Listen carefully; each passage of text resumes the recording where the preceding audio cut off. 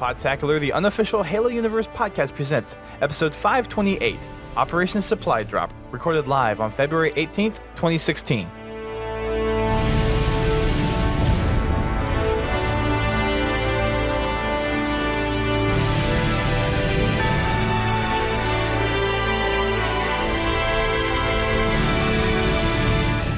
Hello everyone, welcome to Podtacular, the unofficial Halo Universe podcast. I'm your host, Duststorm. And I'm your other host, Biowolf. Welcome to another special week of more Halo goodness as we approach the February content update, as we approach the World Championship Finals for HWC. Lots of stuff coming down the pipeline for Halo, and lots of interesting, cool news for this week to talk about as well. But we also have a very special guest with us tonight for something that we are very excited to talk about. We have Gray from Operation Supply Drop on the show tonight. Welcome, Gray. Well, thank you very much. You said special. Did you put that in air quotes? I felt like you put that in air quotes. I did not put that in air quotes. Okay. Well, it's actually really nice to be here. I've been a fan of Podtacular since way back in the day. That was a Wednesday, by the way. Very nice. Just some particular Wednesday in the past. Yes, just that day. Yeah. Well, at least a day works for us. I mean, a day's a fan still, right? Indeed it is. Indeed it is. Yeah, you mentioned I'm very excited about what we're going to be doing together here, but you've got news, don't you? You've got things you want to talk about first before we get to the creme de la creme. Am I right? Very true. We got to lather it up a little bit to get the blood flowing, and then we'll get into the nice juicy stuff later on. I know that sounds really bad. So before we go into a deeper rabbit hole, let's talk about some news, shall we?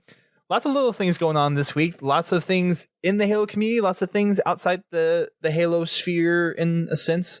Lots of things kind of outside of the game as we know it. But let's just kind of go down the laundry list here of some of the stuff that we have. So first up, there's a little game out there that just came out called Rocket League. It's been on the PC for, I think, 3 or 4 months now. It's gotten a big following. And just yesterday, as of this recording, it came out on Xbox One. And one of the cool things about the Xbox One version is that there is a Warthog in the game. So there's actually a vehicle from Gears of War and a vehicle from Halo. So being an Xbox One platform now, they have some exclusive Xbox One stuff for the Xbox One version of the game. So that's pretty cool. Unfortunately, it's not something that you have right off the bat. You don't have the Warthog or the the Achilles or something? I'm trying to look it up as we talk here. But both of the vehicles that are Xbox specific are not in there to start off with. You actually have to play in seasons and play in exhibition matches. And it's actually the Armadillo. So I got that completely wrong. The Halo Hog is called the Hog Sticker, and then the Gears of War one is called the Armadillo. So those are two unique cars to the Xbox One version of Rocket League. So for everyone that hasn't heard of it, it is a really crazy mashup of a racing game and a soccer game mashed into one. Why couldn't they put in the Mongoose? I mean, the Mongoose is built for Rocket League. It kind of is. I think they went for a little more bulk. Yeah, they went heavier. Yeah. I think they want a little more supercharged, which is charged. I mean, if you look at the vehicle, it's ridiculous because you put 2 giant needlers on the back and it shoots needles out the back as it's like turbo or something. So it looks ridiculous, but it looks totally fun. And everyone who has played it has had a blast with it, except for one Twitter person I've seen is like, I don't get Rocket League. Other than that, I've seen everyone say nothing but great things about it. And I cannot wait to actually play it this weekend. I did buy it, but I haven't had a chance to play it yet, so I'm really looking forward to playing it this weekend. And depending on how many people get it, we might just have our own little Podtacular Rocket League, which would be pretty fun. I played it at my buddy's house. I think it was on PlayStation 4, if I remember correctly. But no, when I said that there was a Warthog coming in, I was like, I gotta get this. Like, just because that little thing's in there. No, I mean, like, I had a blast playing it too. So, it's pretty neat to see something come on the Xbox that's only exclusive to Xbox on there, which is nice. Rocket League is an extremely fun and addicting game. I got to throw that out there. I've played quite a few of those, and yeah, they're pretty awesome. I'm definitely looking forward to it. And the Warthog and the Armadillo aren't the two only exclusive things. There are other things in there. So there's wheels, there's antennas. There's actually a Guilty Spark antenna that you can get, and Swords of St. Helios antenna. But the two big things, obviously, are the battle cars that you're going to get in the game. Yeah. That's kind of the big thing that everyone's going for. And someone asked me whenever they made the announcement for Killer Instinct for Arbiter being in there, if I was probably going to get Killer Instinct for just the Arbiter being in there, which is probably going to be yes. And granted, I bought Rocket League specifically because there's the Warthog in there. So, just take my money, Xbox. Cross-promotion works. Yeah! Yes, it does. It works very, very well, believe it or not. But yeah, so we have the Killer Instinct cross promotion, we have Rocket League cross promotion, and Minecraft already is there. There's the Halo Minecraft skins, and there's plenty of other things that we probably haven't even heard of that they're already talking about trying to get Halo into. So yeah, fun stuff. But that's the first piece of news that we have. So I don't know if we're going to have anything like official to do with Rocket League, like in the very immediate time frame. But if a lot of people within our community have it, then we might throw together some events every now and then to try to get maybe a Rocket League night every other week or once a month done. So that'd be kind of cool. Next thing that we have is 343 announced a big deal with Mattel, a big licensing agreement for them to come out with even more crazy stuff. So they already have a deal with Mattel for the Mega Bloks. So everyone is very familiar with the Mega Bloks, at least within the Halo scene. Boomco is fairly new. They're the ones that have the Magnums, the Plasma Pistol, Needler, SMG. And they recently announced the Assault Rifle and the Spiker from Halo 3. So those are two new Boomco weapons that we're actually going to get. They're dart guns. They're similar to Nerf, but in my opinion, they shoot a lot further than Nerf, and the darts for the Boomco ones are a lot more sturdier. So that's really cool. But also with Mattel, they're coming out with new figures. So they have little RC Warthogs that you'll be able to drive. They have 6-inch figures like Master Chief figures, other Spartan Team figures, and all that kind of stuff, versus just what they've done through Mega Bloks, which is just kind of a little minifig type stuff, and lots of cool other things. So there's. Do they have a to scale elephant yet? That's silent, so that tells me no. Well, they have the mammoth from Halo 4. They have a Mega Bloks set of the mammoth. I don't think they have an elephant yet. That'd be to cool. Scale. That's the thing. I want it to scale. So, Oh, you want actually, to 1-to-1 scale? Well, no, not 1-to-1, but it definitely needs to be to scale, the same scale that they do the Master Chief and Arbiter and all that. So a lot of the Mega Bloks stuff, they try to do it to scale because they take in the actual model files and then they try to map pieces as close to what would fit the model as possible. So a lot of the Mega Block sets that you see are to scale as much as possible using bricks.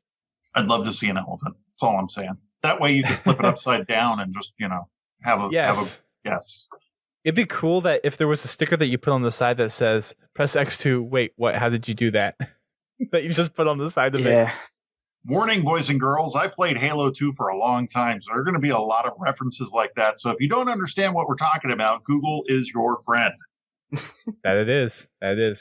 One other thing that is also part of this announcement, which is pretty cool, is there's going to be an energy sword. Yeah, so this is straight from Mattel. It's not, I think, associated directly with Boomco, but it's a little toy energy sword. So it's like kid friendly and everything. It's interesting to see how many energy swords are out there. One of my buddies that lives in Orlando, he has an energy sword. I never noticed it. He's a huge Halo fan, but he doesn't have a lot of merchandise stuff. Like, he has a couple posters and stuff like that. But one of the coolest things that I've ever seen was he bought it off of, if I remember, it was like a site in Pennsylvania or somewhere. I forgot exactly where. but it was an energy sword that actually was made out of metal and glass, and on the sides it had lights, like LED lights that went up it, and it looked like it was pulsing, like an energy sword would on the sides and stuff like that. I've never seen it, so it should be interesting. It's interesting to see that energy swords are something that a lot of people like, and that they're going to be making like a kid-friendly one, because I'm sure kids would love to play with that. You know, energy fight or energy sword fights and stuff like that would be pretty interesting. YouTube videos will be made. Do they also have the rocket launcher? That'd be No, cool. they do not have the rocket launcher. Because if they did, you see where I'm going with this. You could do the rocket launcher sword switch. Yep, I mean, I knew exactly where you're going with that. I wanted to jump a really high place, and unfortunately, I don't think that works in real life. I mean, you never know until you try. That's all I'm saying. That is true. That is true. You have a little reticle that pops up on your eyelids, on Yes, your irises. that's right. That's actually that's how it works. So as far as having other weapons on there, I guess to go back to your point real quick, Bio, as far as I know, there's only been one licensed energy sword, and I think it's like it's called like the Halo LARP sword. It's like a foam sword type of thing. I think that's exactly the only. I think that's the only official sword that there's been. So other than like the tiny little swords that you get with the figures, this is the only other energy sword that is officially licensed. Now, members from the 405th go and make their own swords. So you've seen the swords that light up. You've seen the swords that glow. You've seen like the blow up swords or foam swords or whatnot, or that kind of stuff. But I think this is probably the second like officially licensed product that is an energy sword. That's my guess. It's cool to see, because out of any Halo weapon we have, I think the sword is probably one of the more unique looking ones, because it's Needler. Like hand. Well, Needler still. I can kind of see it. Whenever you think Halo from the perspective of unique weapons throughout all first-person shooter games, 9 out of 10 times people are going to recognize the Needler as being Halo specific, not necessarily the energy sword. Yeah, but to me, the first time I played Halo 2, the first thing I seen was the energy sword. When I picked it up, I didn't have a clue what it was. I just knew it was this big glowing thing that was coming out of my fists, and I'm like, that's amazing. What do I do with it? It was very later on I found out about the Needler. And it had infinite ammo. That was the other thing. The sword, you could hold on to the sword forever. Yep. Yeah, there's a lot of camping with me in Halo 2 when I was younger. I was always on the top of the score because of that reason. But always on lockout at sword, just kind of hanging out, waiting for the people to drop in front of you and just, slash them to bits. Yeah. I know that. I know that feels. Yeah. But, the dual Needlers was ridiculous. I will admit that. Like, the Needlers are something that I can definitely see a lot of people. Like, when I talk to a lot of people, like, yeah, that needle gun. They don't call it the Needler, they call it the needle gun. Or the crystal gun. One of the two, if they're not very familiarized with it. So, I can kind of see where you're coming from that. That's just the quintessential gun from Halo. And it was in the first one. You couldn't really pick it up you couldn't pick up an energy sword in Halo 1, even though it was technically there. But it just dissolved whenever it dropped. I actually have a funny story about the Needler. Would you like to hear it? Sure. Back in the old days. Of Halo. The old days of Halo. I was with a group that was doing they had a whole bunch of guys play Bungie when they were doing their Hump Day Challenge. And one of my friends, Steel Valor, who actually works with us at Operation Supply Drop, he was face to face with Frankie. And he had in his hand a Needler, and Frankie had the energy sword. And you can imagine how that turned out. Steel Valor getting his butt handed to him just all sorts of ways, and just kept respawning, kept going for the Needler because he's like, I'm going to get Frankie with the Needler. He never did. And actually, in the 3 Hump Day challenges that Steel Valor did play against Bungie, he took the Needler every single time and never got a kill. So that's my Needler story. He actually maintains to this day that the Needler was nerfed just for those games. Too funny. I can't confirm or deny that. I can say that Steel is now at Frontwards Gamer which is one of our game review. It's kind of like what our fans do for game reviews and stuff like that. Okay, very nice. So in addition to the announcement of the Mattel partnership, we also had the New York Toy Fair happen this past weekend as well. Lots of cool pictures from stuff coming out later this year. We had Boomco stuff was obviously covered. Some of the Jinx figures, they're going to be there. Some more Dark Horse stuff. So you've probably seen the Dark Horse Pelicans, but there's going to be a Phaeton now. There's going to be a UNSC Pillar of Autumn and a few other ones in there as well. So a lot more of those types of things. And then, does anyone remember the Metal Earth Guardian that came with the limited collector's edition from Halo 5? Did anyone ever put that together? I attempted to. I still haven't tried mine yet. See, here's the thing. I'm afraid I'll bend a piece and it'll be bent to where it doesn't work again. Like, you see what I'm saying? Like, because I've already bent one little piece and it does, like, I bent it back, but it kind of doesn't fit right now, so I never messed with it after that.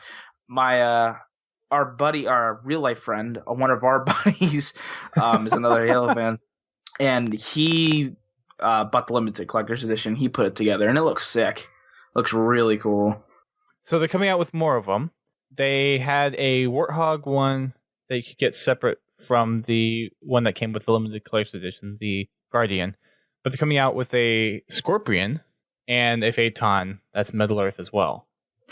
I actually seen the Warthog one in person a couple weeks ago, actually. I don't know if it's the same exact one, like same people, but it looked very similar to what the Guardian was. It was at Think Geek in Orlando. They had one on display that was on a little rotating spin thing, all next to the Halo stuff. If it's the same one, it looks sick. And I'll probably end up picking it up to the build, but I don't know if it's the same exact one. So I think there's only one Warthog build from Middle Earth. So it was probably that one. I got to see it at New York Comic Con. Okay. And it looked pretty cool. There's also another couple of things. So Mega Bloks is obviously coming out with more Halo Hero stuff. So they showed off Series 2 at New York Toy Fair.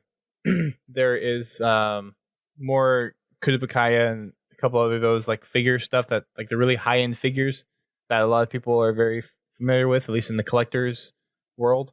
And sadly, the agreement or partnership between McFarlane Toys and Halo is coming to an end. So this last run of figures is going to be the last Halo figures that we have from McFarlane. And McFarlane has been pretty much, when it comes to figures, it's been the most popular. So they've been making them since Halo 3. So this Series 2 for the Halo 5 figures is going to be the last set of McFarlane Toys Halo figures. For now, at least. Do we have any reason why they're ending stuff with that? Is it just a contract that's just not going to renew, or do we not know?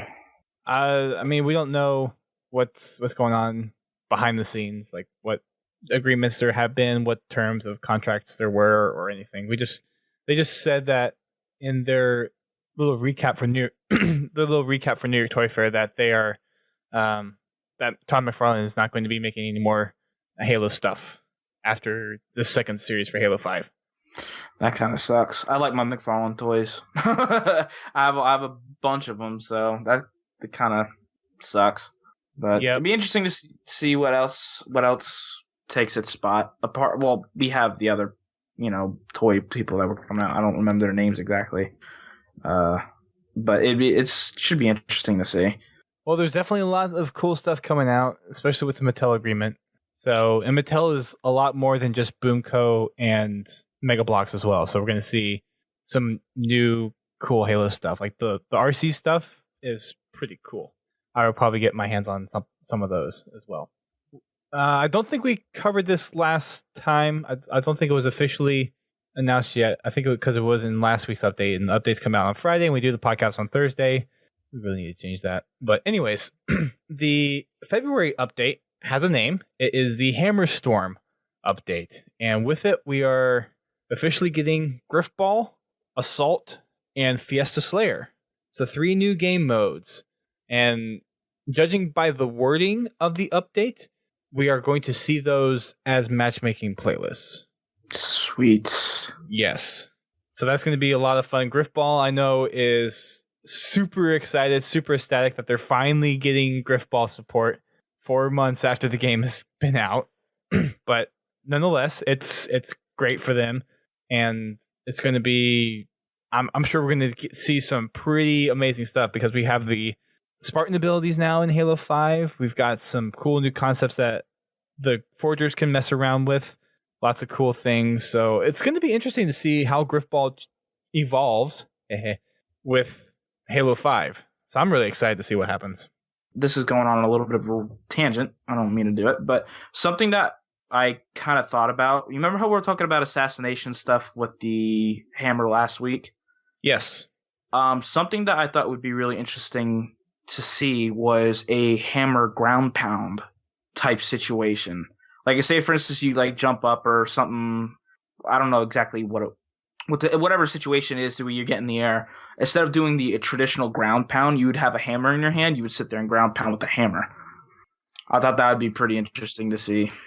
So it seemed like whenever they did their teaser for the January stream last month, that there was a segment in there where they were ground pounding with the hammer, and it looked like it may have been a different animation.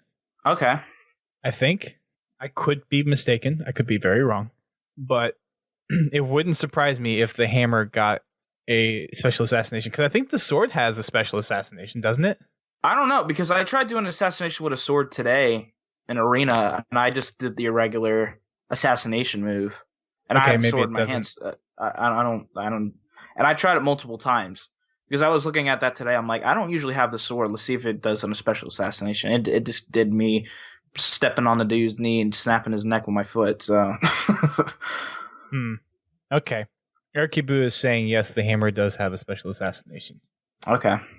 So the hammer though is going to be an interesting weapon in Warzone because if it's going to be introduced, it's going to be a weapon in Warzone. So it'll be interesting to see how that plays out. But Griffball obviously is going to benefit a lot from it. And so Erkibu says you have to turn off custom assassinations, and the sword does have one. Oh, okay. That explains why then. I honestly didn't know that was an option. I probably should have, but it makes sense. Yeah. Thank you, Erkibu. So yeah, the hammer will probably have a custom assassination animation, and I wouldn't be surprised if it had its own ground pound animation. Because imagine you're coming down with the hammer, and then when you hit the ground, you're swinging, and then you have the gravity effect. Yeah, that's what I was thinking. That's what I was thinking today when I was at work. I was like, that would be absolutely insane if they had something like that. And like, we have I don't know the term for it, but the spiked edge in the back, the like knife looking thing. Yep. I don't really know the actual term for it. I'm sure there's a term for it, but it'd be interesting to see as an assassination move too. So like if you're coming up on someone real quick, you just sit there and bat them in the back of the head with it or something like that. It's brutal. I mean, the assassinations that we have now are really brutal, but that'd be pretty interesting to see if they have not just with the hammer itself, you use other things with it. Right. It'll be interesting to see what we have, because I can imagine for the ground pound at least, you come down with the hammer, and you know how you usually have that little blast radius for when you hit the ground and then people pop their shields, or if you get a direct hit, you kill them. Yeah. What if with the gravity hammer you push people away? That'd be interesting. Like you literally just fling them 50 feet back. That'd be interesting. That's really interesting, actually, because that could lead into a game type that I've been thinking about. We shall see. I hope that works. Yeah, me too. Also in the Hammerstorm preview is a new arena map called Torque. This is going to be based on a space station, based on the concept art, and a few other little teaser pictures that we have within the rec reveal for the Hammerstorm update. Interesting concept. It kind of reminds me a little bit of Orbital in the sense that you're in outer space and it has that kind of like spacey feel to it. And I'm wondering if they're going to pull something kind of like they did with Reach and have low gravity zones. And that's exactly what I was thinking when I seen that too. Because when I seen that picture, it screamed It reminded me of the Reach a lot. Me too. Yeah. Yep. Because there was Anchor 9, and then there was Countdown. Yeah, Countdown. Well, there was and there was the DLC one where you jumped. Or no, not Countdown. It was not Countdown. I always get it mixed up because it starts with C, but it's not Countdown. It's something else. I always get that mixed up. And I feel bad about it. But yeah, there's another DLC map that came out, and it has a low gravity volume in the center. Condemned. Thank you, Black Bubba. Yeah, I just found it as soon as he said it. Yeah, and one of the cool things about that, and this is something that I remember Frankie talking about in the earlier stages of that DLC coming out, is that originally it was supposed to have a laser that was supposed to shoot down in the anti-gravity room. So if you stayed on there for a longer period of time, it would give the killing effect. So that's awesome. That's so cool. That was pretty cool. I wish they would have went with it. I really did. I wish they would have went with that. That would have been even more of a unique map. So I would say never to rule it out. That it is always possible that can happen. Well, no, this was for Reach. This was for but they could remake it. Is what I'm saying in Halo 5. Yeah, this is true. This is very true. They can remake everything in Halo 5, and they probably will. Could you imagine a space station Warzone? Oh gosh, that would be so cool. It'd make a little bit more sense for the core too. Now that I think about it, because that core was powering it. 343, take my idea, please. So I've actually been thinking about over the last couple of days what it would take for them to allow us to make our own Warzone maps, because we have forge palettes that are big enough for it. Granted, there need to be a lot of support in there for getting certain scripting elements and having the bosses show up and having the AI act in a certain way. But I feel that with how versatile they have made the forge system, that it could be done. And I want to save that for another discussion, because that could easily boil down into a 30-minute, maybe hour-long discussion. And that's not what we're here to talk about tonight. But I want to entertain that idea at some future podcast, because I think that would be something that would be fascinating to talk about. Hogtagon. It needs to be an official playlist thing. I'm telling you. You're giving me the silent treatment, which tells me that you are not familiar with the Hogtagon, and that is okay. No, I'm thinking it may already be in Halo 5. But as an official map? Oh, as an official map? Oh. No, but as a community map. I think it's already in there. But, it's cooler. Like Gritball was a community thing first, and then Bungie was like, "Hey, we're gonna make this ours now," and they did. Very true. Very true. Gotta hit up some 343 folks on that one. Yeah. Just need to be like, "Hey, buddy, why don't you make this map happen?" Then they're gonna be like, "Hey, that's time. That time is money, and hey, we should be doing some rec packs instead." So okay, all right, fair enough. It's like, where's the community behind it? Hogtagon. Yeah. I don't know what that is. Okay, so Hogtagon started in 3 when they started out with Forge. And so basically you have warthogs in a circle. This is suspended up in the middle of the sky. And you have a center hole, and you have the edges are gone. The idea is to get in your warthog and knock the other people off in their warthogs. You have no ammo, you have no weapons, you have nothing, you can't do anything. And eventually a death ball pops up in the middle. And then they get the jets come in there too. Yeah, the man cannons. Man cannons, thank you. I was trying to think of the word. I'm like, it's not jump jets. What is that word? So yeah, those come in too. They can either propel you off or propel you into the death ball.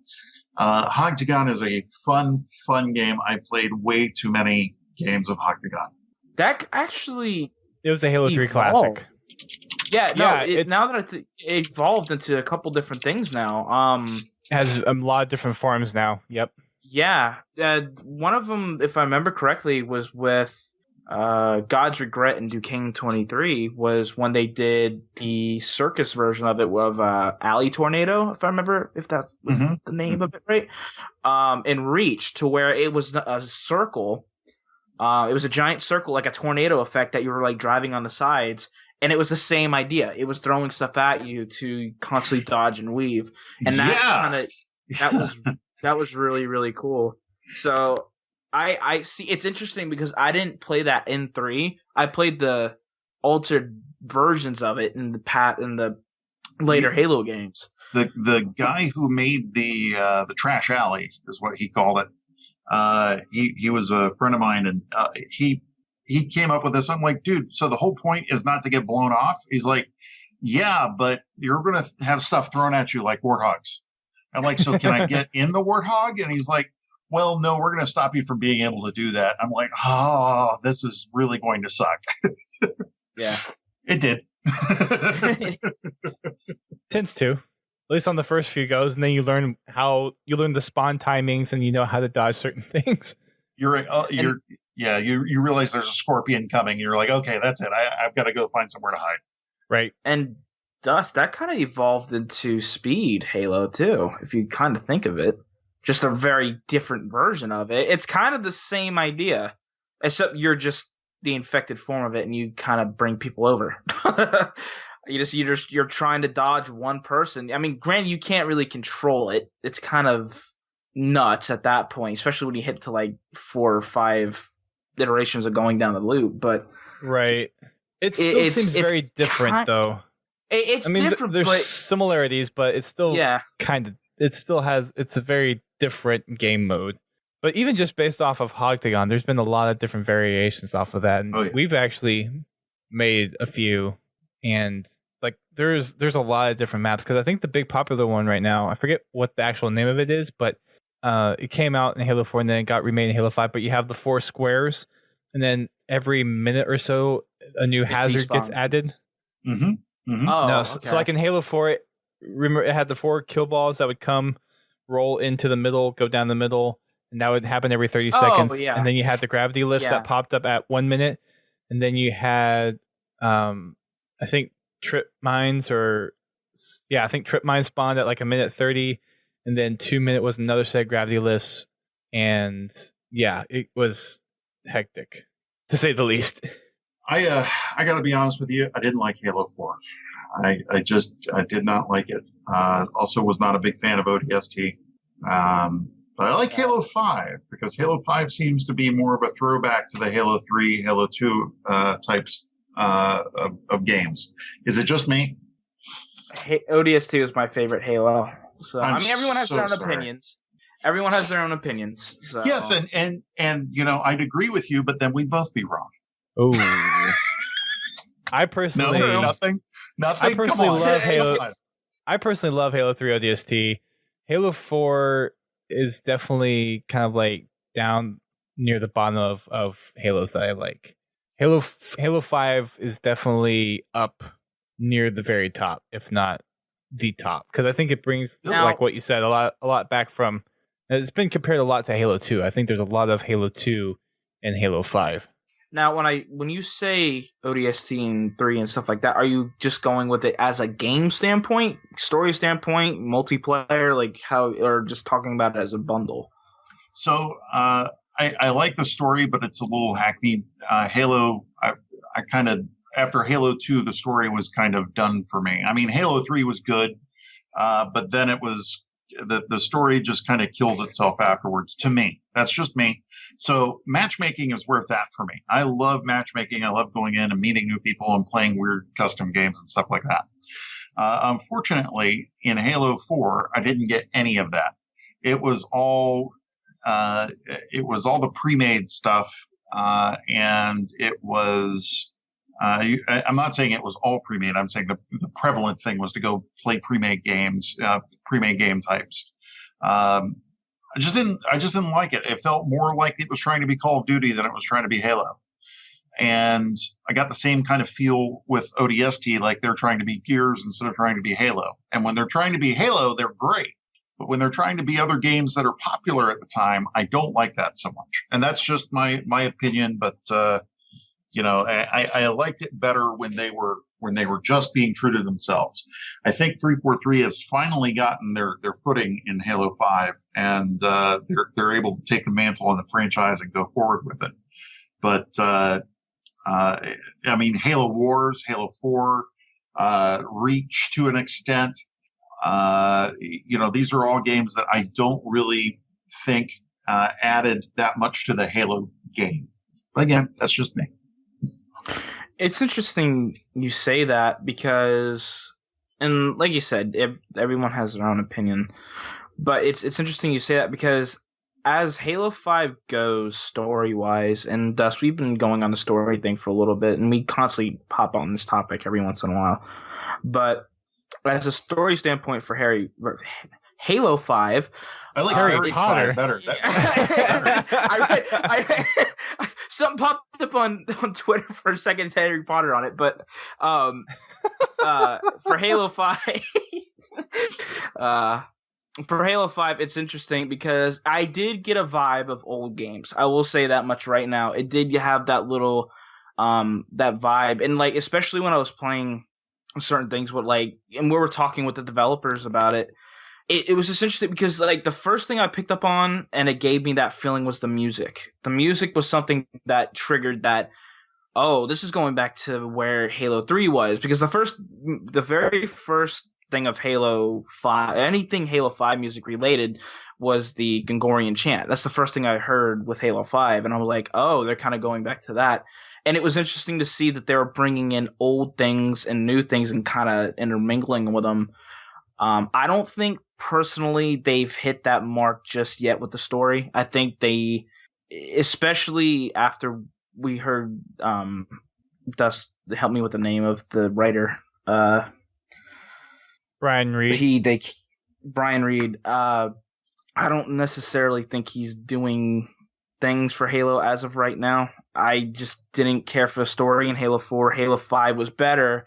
Definitely had more energy with it compared to Halo 4, but I just don't think it's just there.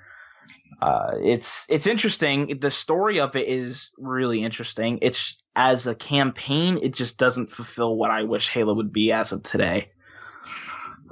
Ricky Boo in there saying Halo Wars is one of their favorites, and I gotta say I wanted it to be something it was not, and that I will put that partly on me and partly on their marketing team because having worked for a video game company, I know that a lot of it is perception, and they were trying to market it to guys and gals who like RTS.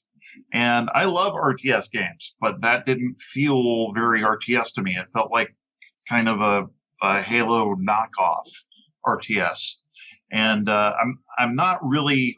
I'm not saying the game wasn't good. I'm just saying the game wasn't for me. How's that? Well, and the other thing I've heard with Halo Wars is that for some reason there was a group of people that said that they applied the best what you could get the best with RTS on a console in terms of like control. And from what the vibe I got from the Halo community is the story. If you just look at the story aspect of it, the story elements of Halo Wars was fantastic. The cutscenes were great. I think that was the first time Blur did the cutscenes, so everyone was completely stunned by it.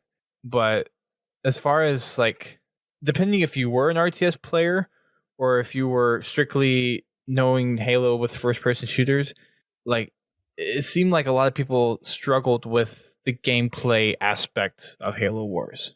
No, I was just going to say, and that's the reason why I was so against Halo Wars, and I never really played, especially to give you a time and date of where things were. I was in middle school when Halo Wars came out. Don't say things like that. Don't ever say that again. Well, no. No. That's an advantage to you. Well, right. But this is what I mean. At that point in time, I didn't know what an RTS was. I never even heard of these games before. Like, Halo was a first-person shooter, and that's what I played. That was where my mind was at that point. The only reason why I wanted to get Halo Wars is because the promotional thing with it was to get the Mythic, it was the Mythic Map Pack 2, if I remember correctly. You got first while pre-ordering Halo Wars.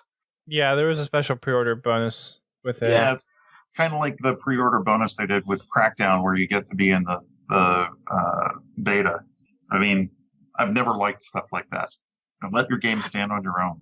Yeah, but that was the reason why I got Halo Wars. I started playing it. The cutscenes is what drew me to the game.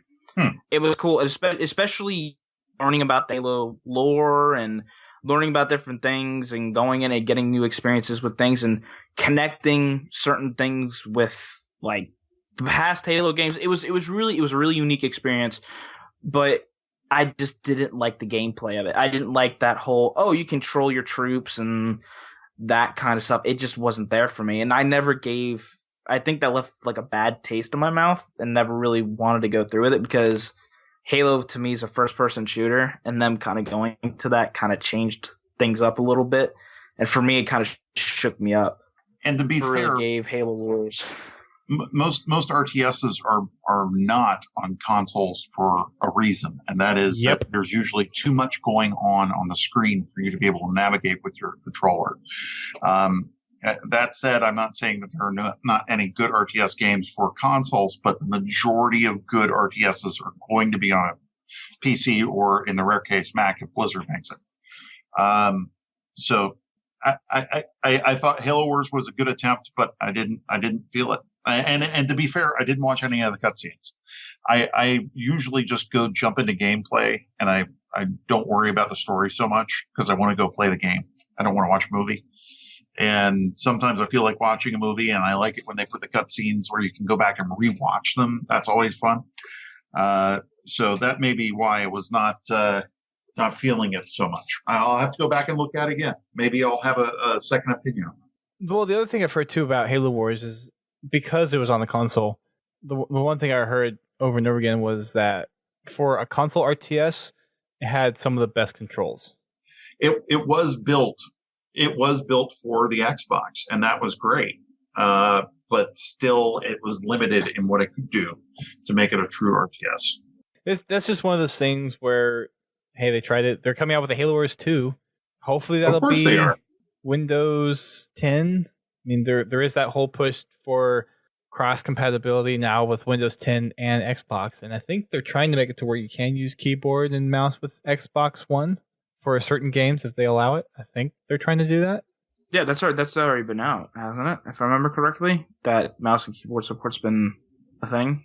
I mean, you used to be able to do that on the 360, believe it or not, but I'm going to tell you right now that anybody who's playing RTSs are probably going to be playing them on PC. They're not going to be playing them on a console, mouse and keyboard, you know? Right. Look what you did here, Gibu. Just kidding. So other stuff in the Hammerstorm preview update. If anyone was trying to get the original colors back, where you could specify your own colors for armor and emblems, it's coming back. So no more color harmonies, no more color palettes and matchup of colors. You're going to be able to, as traditionally done in past Halo games since Halo 3. Yeah, Halo 3. You're going to be able... Well, Halo 2 had the emblems. I think Halo 2. Yeah, I was going to say Halo 2. Halo 2, you can only select one color for your armor, but Halo 2, you could at least do multiple colors for your emblem.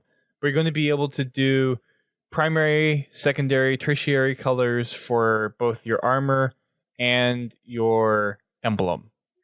I'm happy about that. I'm very happy about that. A lot of people are happy about that.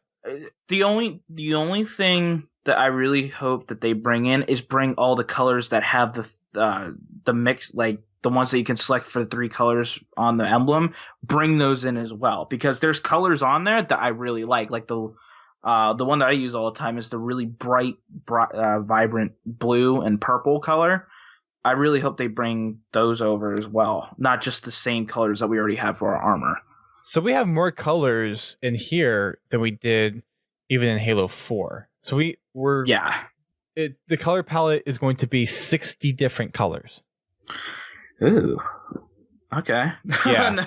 Which is quite a bit compared to what we've had in the past. So if you actually go to Waypoint, and we've actually posted this on our website as well, but every shade of color, there's 5 of that shade, where it's traditionally been 3. So you're telling me I can be more than one hot pink? Yes. Awesome. Although it kind of looks like there's really one hot pink, like that is truly hot pink, but there are other shades of pink that you can choose from, if you so choose. If you want to do a shaded pink armor or emblem, you definitely could. Yeah, I might have to, I was about to say throw in the old Halo 5, but it's already in there because thanks digital. Yay, so, digital. Yeah. Yay. Well, this is coming with the February update, so it's not quite here yet. but it will be here within the next 2 weeks. I'm looking forward to it. A lot of people are. This is one of the things that a lot of community members were really asking for. And I think kind of judging by how the update read as well, this is one of those things where they actually got this done ahead of schedule. If you guys hear that, I'm sorry. That's my roommate's dog about to go crazy. I just heard him growling down the stairs. There he goes. Oh, there he is. And with this, though, it's going to be transitioning over to waypoints. So all the colors that they're applying to the Xbox and you're going to be able to choose, they'll also be reflected over to waypoint as well. So you don't have to worry about the infrastructure getting all messed up or whatnot. And I'm assuming if you're using the Stats API, they'll probably update the Stats API with the new stuff as well. So you'll have all that taken care of. But I don't know if this is going to be completely overriding the color set, because some of the color harmonies, kind of going back to what you said, Bio, I like some of the color harmonies, to be perfectly honest. Yeah. I always, and this is something that a lot of people ask me all the time. If I unlock any certain emblems, will I ever change the wolf one? It's always staying. That wolf emblem will never leave. But the one thing that a lot of people will kind of recognize, and I incorporated that into my YouTube channel a while back, was I always had a color scheme that everyone recognized that was completely different from everyone else's that had that emblem. So I've ran into a lot of people that have the same harmonies. So to make things, and I think that's the reason why a lot of people wanted this back, because they want to make themselves unique, like to make their own. If someone gets killed, that's how that person was, and you can't just look down a list or something. I don't know. It's just something that I feel is a little personalization that we needed in Halo 5, and I'm glad they're bringing it in. Yep. So everyone, I think, is very happy about that. A lot of people have been requesting that. So that's coming.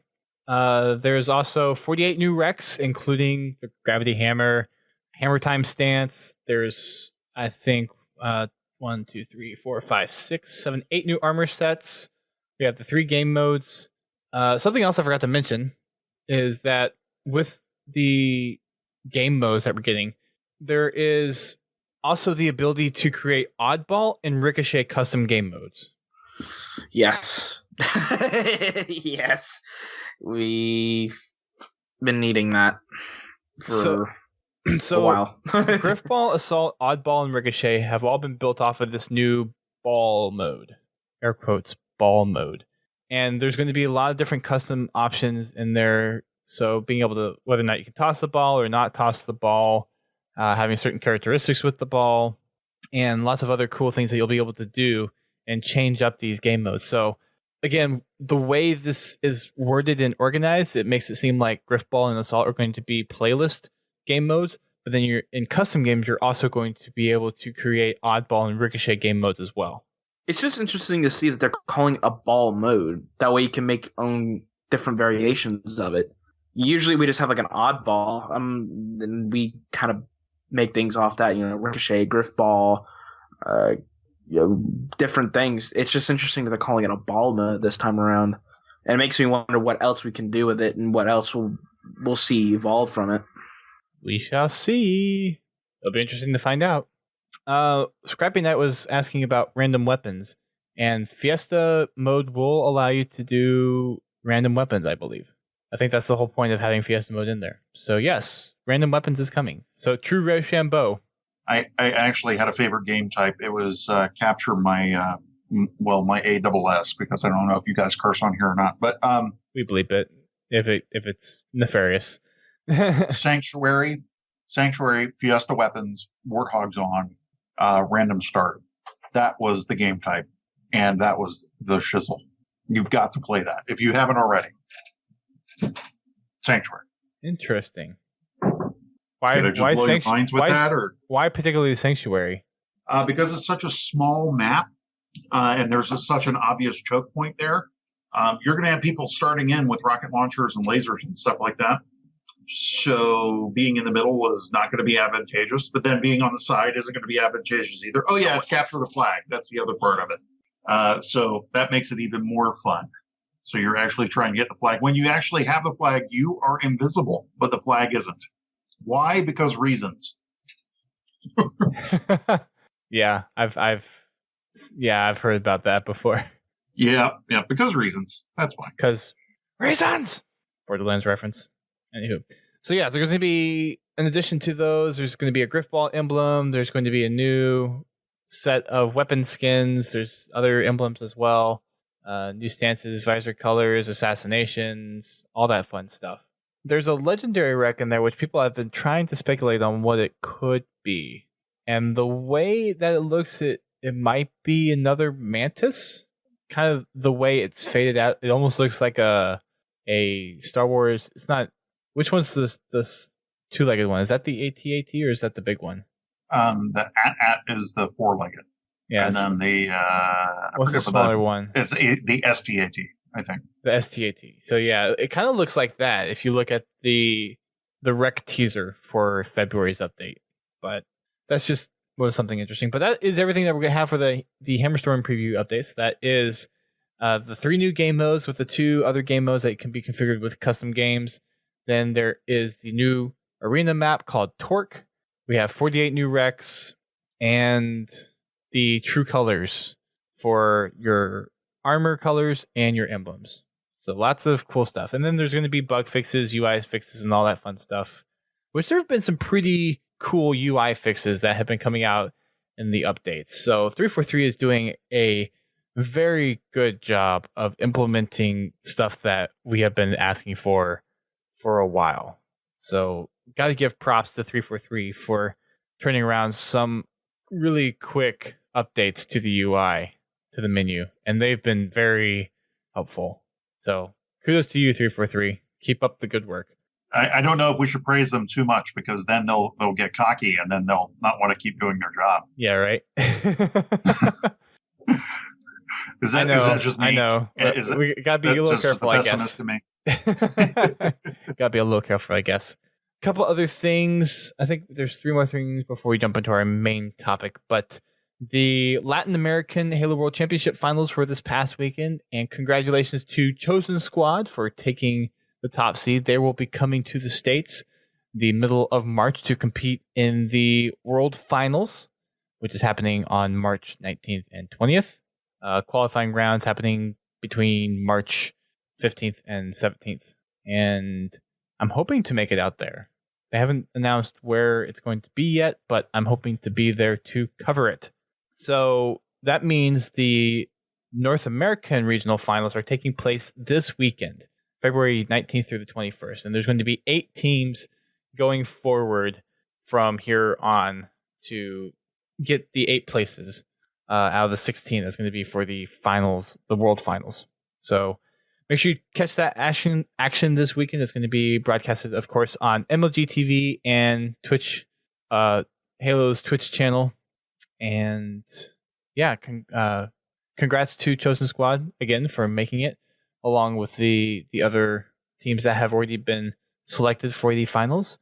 It's going to be interesting. Like I said, I'm hoping that we have some other countries, some underdogs that are going to come in and actually put some stress on some of the U.S. teams and make for some good Halo play. At least that's my hope. One can only hope. I mean, hope springs eternal, right? Yep. There you go. Well, I got to be honest with you. I'm excited about a lot of things in February, but March is actually what I'm really excited about. Yeah. So talking about March, so everyone knows New Blood was a digital book that came out last year, back in May. I think it's May. It tells the story of Buck going from ODST to a Spartan, and I just happened to get today in the mail from Simon & Schuster, totally unexpected, but they're coming out with a paperback version of the book. So if you have been waiting to get a paperback version, a physical copy of the book is going to be out on March 15th. It is all the digital goodness fit into a just under 200 pages. So that is going to be coming out in the retails for $9.99 US, $12.99 Canadian, and then however it translates to wherever you're getting the book. So that is coming out in March if you want to pick that up. It is personally one of my favorite reads. I think the original trilogy of books and then Ghosts of Onyx is obviously a great read. There's certain Halo Evolution stories that are great reads, but for me, New Blood was definitely a nice, refreshing read and is a really good addition to the Halo franchise, I think. So make sure you check that out. Again, huge thanks to Simon & Schuster for sending us a copy of the book. And you'll be able to get this, of course, through the Halo store, and it's going to be on Amazon. It'll be in bookstores come March 15th. So make sure you go check that out. There was one other thing I wanted to cover before we dropped into the nice big bits. And I can't remember what it was. So we might just go ahead and drop into the nice big bits. Hey, sometimes that's the way you got to go. Oh, okay. I remember. It's a quickie. So Halo, we talked about this pre-show. I don't think we mentioned it on the podcast quite yet. But since Halo 3, we've always had the Bungie favorites for Halo 3 and Halo Reach. And it was something that really helped foster community sharing of content and building community content that way. So 343 has kind of done an intermediate right now and has created a gamer tag specifically for having 343 favorites. So it's not something where it's implemented in the UI of Halo where you can go to a certain favorites area like you could in Halo 3 or Halo Reach and go and pull their favorite game modes and maps and screenshots and all that stuff. But they do have a gamer tag that has game modes and custom maps on there, and they're picking their favorites and they're putting them on there. So all the stuff that you've seen in the community updates, all the stuff at the bottom where they go through the community spotlight, all that stuff that they've shown is now going to be in their gamer tag. So if there is some crazy customs that they're talking about, which has been kind of making, a lot of these customs have been making rounds throughout the Forging YouTube community and other like bigger Halo communities that do a lot of customs. So those have been making the rounds. And so you'll see a lot of those in there. You'll see a lot of the popular ones get put into here as well. So definitely check that out. The gamer tag is the 343 favorites, no spaces. Add them as a friend and then go to your Fire team, scroll over to their gamer tag, and then you can open up their file share. You can bookmark the files and then you can access them that way. And hoping that's just kind of an intermediate until we get a full file share, because they still have mentioned that this is what we have right now is a basic implementation of the file share that they want. So we're supposed to be getting further updates to the file share to further the capabilities of it. Hopefully we'll be able to share films and maybe take screenshots in game to share screenshots that way and be able to actually browse file types instead of having to add somebody and then go to their file share. That's kind of what everyone has been asking for. So that's the thing that we're hoping to see with a bigger file share. And with everything that they've done to implement a lot of the stuff that we have requested, it makes sense that at some point down the road, not in the too distant future, that we're going to see something like that. So I'm personally very excited for that. Yeah, man, I've been wanting like a 343 favorites for a long time. Like the fact that they're bringing this in is kind of stirred up me wanting to do screenshots again, because I was on. It's kind of it's as messed up as it sounds. It's kind of like a challenge for a lot of people that they like kind of getting that on there. Drax, I know, was on the Bungie favorites for Halo 3 for screenshots and stuff, and it's a really invigorating experience to see your screen, especially when you boot up like Halo 5 and you boot it up and you see your screenshot that you made on there. That's a pretty cool thing to see. Yeah, it just shows how much they appreciate the community, and then like also encourages other people in the community to go create stuff too. So it has a snowball effect, which is nice to see them taking that direction. It's good. It's good old community management, something I know a little bit about. Very true. Very true. So with that, let's transition into our main discussion point tonight. And we're going to be talking about Operation Supply Drop and an event that we have coming up in a couple of weeks that we're finally ready to announce. So we have been kind of messing around, and we did a taste of something like this back in December, but we are coordinating with Operation Supply Drop to bring a Halo Community Day stream with Operation Supply Drop for March 4th through the 6th. It's going to be a 36-hour stream that is going to cover a lot of different communities for Halo and cover a lot of different aspects of Halo 5, from campaign to Warzone to custom maps to machinima and lots of cool stuff. I I got to tell you, I'm really excited about this, and probably a lot of the listeners / viewers are probably saying to themselves, "What is Operation Supply Drop?" Yeah. And I kind of want to jump in here because I'm excited about it. You can tell I am excited about where I work, which is a very good thing to be. Yes. So I'm a Navy veteran. Okay. Now, as a Navy veteran, there are a lot of places that will not give me any help because I was prior to 9/11. I served prior to 9/11. I wasn't overseas. I didn't see any combat. So I just did my time and got out. Now, I got hurt while I was in the Navy, but that's neither here nor there. Operation Supply Drop is one of those rare charities that actually does things. One of our programs is that we ship things overseas to, and locally as well, to active duty deployed. Okay. When I say things, I'm talking about games. I'm talking about video and board games and card games. We send them swag. We send them shirts. We send them just pieces at home that they may remember when they were here originally and then they got deployed. And that is the actual supply drop part of what we do. That is that's the, well, they're all fun, but that's the really fun part when you get to drop something on a hospital or something, or a base. We recently did one at Camp Lejeune, which is where the Marines are, and just seeing their faces, man, that just, you can't beat that. Everybody forgets who they are and they become a gamer again. So that's the supply drop. So that's one of the things that we do. The other things that we do, we have the teams, which are where we have people who have come back from being overseas, or maybe they're trying to reintegrate into the civilian world. And what we do is we partner them with civilian supporters, veterans with civilian supporters, and we bring them together and try and get them to do things together out locally to them. So, for instance, we had a couple of teams go out to see Deadpool. Because that was, that's an awesome movie and people should go see it. But we, had the civilians and the veterans working together there just to kind of reintegrate and say, hey, how you doing? And then, teams.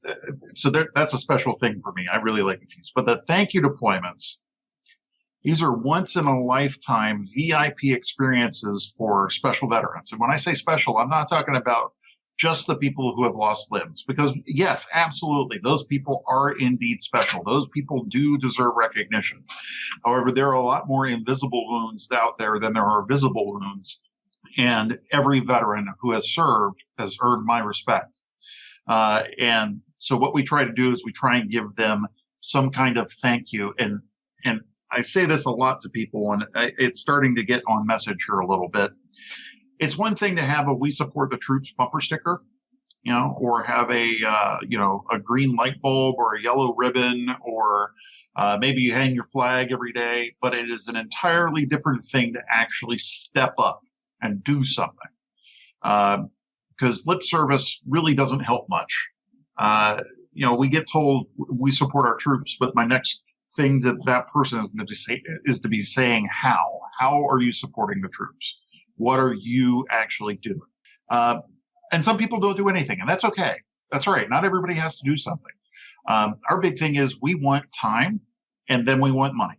And it is just that simple. Time or money, one of the two. And you guys are offering your time, and that is most precious to us, because time is something that you cannot get back. You can never get time back. So you guys are working with us. We're going to have our big Halo 5 community event, and all Halo community event, really. And that's going to start on the 4th. And as you mentioned, it's going to end at midnight, basically, on the 5th Eastern time. And we're going to be streaming on our channel, and I assume on yours as well. We're going to be doing some hosting there. And we're going to be gaming to raise some money, but at the same time to have fun, because that's the hardest thing. Yeah, so this is going to be something that is getting a lot of different Halo communities involved. And obviously, with us announcing this, we're going to be doing a big push for a lot of different other communities, trying to get some involvement. We already have some ideas of what we want to get done for the stream, things that we want to have for the community. So we're going to be talking about those here in a little bit. But first of all, I want to go ahead and give away our Rec Bundle code. So for those who are joining us or are already in here in the Twitch chat, then go ahead and do exclamation giveaway, and we will be choosing somebody. You do have to be following the channel, but do exclamation Which you giveaway. should do anyway. Yeah, I mean, gee, if you just Yeah. hit the click, it's right there. Yeah. It's a heart. Why haven't you followed already? What is wrong with you? So go ahead and do exclamation giveaway, and that'll enter you in to get this arena rec code that we have. And that is good for 14 premium rec packs, which is going to be all customizations. So it's going to be armor, weapon skins, visors, emblems, all that kind of stuff. And it's similar to how the Warzone rec bundle will work, where you get two packs every week, and that's going to be for the duration of 7 weeks. And they come out on Tuesdays. Man, Yeah. that's pretty awesome, man. I got to tell you, that's a pretty killer bundle right there. Yeah. So it's going to be I'm going to let this run for a couple minutes. Sure. And if people want to put out tweets or something to try to have other people come snatch it, then feel free. I've already put out the tweet 30 minutes ago. I said within the next 30 minutes we're going to be dropping this, so come on in and follow up and join the love fest. Exactly. So I see somebody in there said something about swag. I have to address this. I use swag as an acronym, not as a word. Swag is stuff we all get. So that's what the swag is. That's how I meant it, not swag as in swagger. So I want to make sure that you understand I'm using it appropriately. I like it. I like it. No, it's the Operation Supply Drop is something absolutely incredible. I've seen you guys everywhere. We've seen you at E3. We seen you at RTX. I've seen you at a lot of conventions, and a lot of good friends that I know are actually going into the Army now, and there are a lot of gaming buddies. One of which, my friend's uncle, actually, he was huge gamer, major gamer, and he lost his life due to a mine. He was going with his squad that was going down the road for, I forget exactly what he was doing, but it's really cool to see, and it kind of touches home to see what you guys do. Especially when you guys are trying to bring home back to the troops and break the monotony of what they do on a daily basis out of there. So it's a really good thing, and it's really cool to see. So anyone out there that's willing and wanting to support this, I strongly recommend it. It's an incredible cause. I want to say this. Now, a lot of people, when they think of veterans, they immediately think of the people who are currently overseas, or the people who have been in combat, or the people who have lost appendages. And that is fine. I totally understand that. I mentioned it earlier, and I want to kind of just hammer this home a little bit. There are little under 4 million disabled veterans in the United States. There are 405 million people who live here. So that's a really small percentage of people that are actually out there that are veterans. So if you know a disabled veteran, first off, statistically, that is unusual. But second, you should really say to them, what can I do for you? Not thanking them for the service is nice, but what can I do for you is better. And you said you have a friend who's about to join in the Army. I'm going to guarantee you that one of the things that's going to help him, it's a guy, right? You did say guy. Okay. Yeah. If he's going to be deployed eventually, make sure you stay in touch with him and find out what his address is going to be. Ship that man something. Send him something from home. It can't be something like liquor or things that are forbidden in those areas. Cigars are fine, but you can't ship them over things. But games are great. Games are always something that are welcome. And if you want to get involved, of course, the best way to do that, operationsupply.org is the way to go. We are a 501c3. We are a charity, so everything is tax deductible for those of you who care about tax season coming up. And more importantly, there have been a lot of veteran service organizations in the news lately because they've been spending a lot of money doing things that are kind of questionable. We currently run with a 12% operating cost. That means for every dollar that we get, 88 cents of every dollar goes to help a veteran through one of our 3 programs. No ifs, ands, or buts about it. If you are a business major, you know that statistically is just stupid. A 12% operating cost barely pays the bills. But we have a phenomenal network of volunteers. Both of you, we thank you for your volunteering and stepping up and saying that you're willing to make the time to help. Because it's one thing to say it, it's another thing to do it, right? Yeah, exactly. Oh, without a doubt. So, and I see that we have Trogdor in the chat channel. I just want to say, please don't burninate the villagers. Trogdor. Yep. Oh man. He was a man. He was a dragon man. I'm sorry. It's all right. So go ahead and talk about the programs, because I know one thing that we have, and this was actually the thing that first got me aware of Operation Supply Drop, was the 8-bit salute. So talk about that event, because that's kind of like your big fundraising event for OSD specifically. So the 8-bit salute started out as first it was a once a year event, and then it became a twice a year event where was initially a week, and then it came into a month. We would just do constant streaming and hammering and asking for donations and things like that. What has it evolved to is being a year-long campaign. We started it this year. We're trying to ramp it up a little bit with events like the Halo 5 community event. We're trying to reach out to the gamer community and say, hey, you guys, you don't know how nice you have it to be able to play games, first off. And second, hey, won't you help us? Because again, there's that time thing. We want your time. So we ask you to help us out all year long now. Now, we do push a little more in May because that's Military Appreciation Month. And we do push a little more in October because that's our Vettober. But it's an all year long thing now. We're trying to get everybody, if you're interested in streaming, by the way, or if you are a streamer, please do get in contact with us. All you have to do is go to operationsupply.org and sign up. It's really easy. Takes you 2 minutes, and it might get you some cross exposure too, because we're always thinking about that kind of stuff too.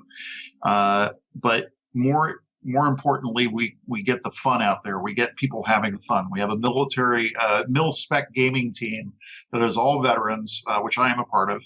And we come on and we do all sorts of crazy games. We've been playing a lot of Quiplash lately. I don't know if you guys have ever played that, but the idea is we're making fun. We're trying to make fun where there isn't any right now. And sometimes, if you're sitting in your room and you're alone, there's no fun happening there, And sometimes it takes getting a streamer out or getting somebody to talk to you, or you're being a part of a stream somehow, like maybe you're in the chat or maybe you're moderating. So those things can really help out. So that's the 8-bit salute. I've talked about the supply drops. I think everybody can kind of understand where we're going with that and what's going on there. We drop things off to active duty. That's what we do. So it can be overseas. It can be here in the States. Actually, funny thing about that, we have teams in the UK, in Canada, and in Germany, because we don't just support U.S. troops. We support NATO and ANZAC troops. We actually support our allies. So it's not just about the U.S. rah, rah, rah, which it is a little bit about that, but it's also about our allies, the people who are beside us when we're out there doing things. So that the supply drops are awesome. The teams, talked a little bit about them. They're local community. If you're interested in starting up a team near you, all you have to do is go to that website and sign up now. That's an easy thing. All you have to do is just say, hi, I'm interested, and we will get you taken care of. And then finally, there's the thank you deployments. And I talked a little bit about this, but we just did one recently. You mentioned going to E3 and a couple of the other conferences. We just went to PAX South, and during that, we did a thank you deployment for a total of 50 civilian supporters and veterans. We thanked them all. And instead of getting a booth to PAX South where we could stand there all day and, try and get people involved, we decided the best advertisement we could get is the people there that were helping us, that we wanted to thank back for their support. So we gave our passes away. We made sure everybody was going to have fun and have a good time. And we did. We had a blast. We went everywhere. Everybody had a great time. We had a get together after the first night, and it was really well attended. We got a lot of sponsorships out of that. We're very happy about our partnerships with those people. But more importantly, it's about talking to the people on the ground. And we had so many teams coming together for that. We had so many veterans and so many civilians. I got to tell you, I've been out of the Navy for 18 years now. And that was the first time I had felt like I was kind of back in when I was hanging around these veterans. They were all ragging on me for being in the Navy because they're all Army. Yeah, of course. I know the sense of that kind of like pokey rivalry because I work in a federal agency kind of in the heart of DOD. So I see that that back and forth a lot. Yeah, it's definitely there. And the rival and struggle is real because when you're surrounded by, a sergeant major, which is the highest enlisted, and you have a couple of sergeants there, and you're the only Navy guy. Wow, that is, that's intense. Yeah, I feel for you there. So this is going to be the last chance to enter the giveaway real quick. Just want to throw that out there. So there's about another minute or so. Trog's going to come along and he's going to burninate the roster. So so do exclamation giveaway. I'll leave this up for another minute or so, and then I'll go ahead and poll who gets the pack. But so another couple of things I wanted to ask you about for Operation Supply Drop was how long have you guys been around, and how long have you been doing this, where you've been collecting money and then giving just doing drops of gaming stuff? Just doing things like that. Yeah, how long have you been around? Company's been around for 6 years now. I've been with the company since Thanksgiving. And I've known about them, though, for several years because I have friends who are in the industry. I have friends who are watching veteran service organizations. One thing you'll find is veterans talk to each other. And when something is going awry or when something is not quite right, veterans will talk to each other immediately about it. I'm not going to mention any specific things, but if you ask a veteran about a certain organization, you will get the skinny on it real quick. That's why the VA has such a horrible reputation right now, because the veterans talk to each other about it. And even though there are people there that do wonderful stuff, and there are truly some saints who work for the VA, there are also some jerks who work for the VA. And unfortunately, that's why they get their bad message. So we are very thankful for our veteran supporters because they have a close network and they talk to each other. And we're very lucky to have the reputation that we do. Why are you sorry for sorry for he's wondering because he probably knew of our December stream, so he was wondering when this stream is. So it's going to be happening March 4th through the 6th. So it's going to happen. I think what we have is going to start on 8 o'clock on Friday. Noon on Friday is when we start it because people got to work. Go noon on Friday Eastern time. So that's okay. 9 West Coast. Yeah. Okay. So, but that'll give us some extra time to play with and do things. Of course, we encourage you to stream all the time. Go stream, have fun. Yeah. And remind people about Operation Supply Drop. Right. So it's going to be 36 hours. So I guess we need to work out a few more details because I was originally under the impression it's going to start at 8 Eastern PM Friday and then in 8 a.m. Eastern Sunday morning. But no worries, we will work. We're gonna work out the details. We're going to figure this out, and then we'll make an official announcement this weekend, of course, and then start spreading the news around to everybody. So we'll get it figured out before we make the official post. But it's going to be 36 hours. It's going to be the weekend of March 4th. Mm-hmm. We know that for sure. You have 2 weeks notice. Yes, that's what you do right now. Your notice is here. So yeah, you in the channel right now, you have 2 weeks to learn how to stream. And then get in touch with Podtacular about streaming for them. Yes, pretty much. All right. I'm going to go ahead and take this opportunity to go ahead and give away the code. And then we'll hop back into the rest of the discussion tonight. So we got 11 entries. So I'm going to go to my favorite random number generator, random.org, and pick a number here. And we like to roll it to where the number has to hit twice in order for it to go. So I'm going to go ahead and roll until I get the same number twice. And still rolling. There it is. Okay. We have... Oh, you want to take a guess at who won? Is it rigged? It's rigged, isn't it? It's not rigged. It's not rigged, but you want to take a guess at who won? Does he burninate? Yes. Trogdor. Congratulations. Trogdor! I just need to make sure that you are indeed following the channel. And once I confirm that, then we will get you situated. Following, yes, indeed he does. Or she. I don't know who's running the account. I'm not going to be biased. Trogdor was a man. All right. Oh, he was a dragon. Well, we don't know who's behind. Maybe We don't know who's behind the account. So, oh well. Yes. So Trogdor, congratulations. We will get you situated after the show with the Arena Rec bundle code. $25 value, yours for free. 14 rec packs with a guaranteed rec pack. And actually, your first one will be the guaranteed Mark V Alpha helmet and armor set. So that's a nice little addition for you there, too. All that for following Podtacular. Yes. The unofficial Halo Universe podcast. Yes. You do that really well. I've done that. Yeah, I was just going to say, that sounded really good. You did that. That was really good. Yeah, I might have been on the radio once or twice, a couple of years. Yeah. Trogdor, do me a favor and confirm in the chat that you are still here and are wanting to take the Arena Rec bundle, just so we can make sure that it does have a home.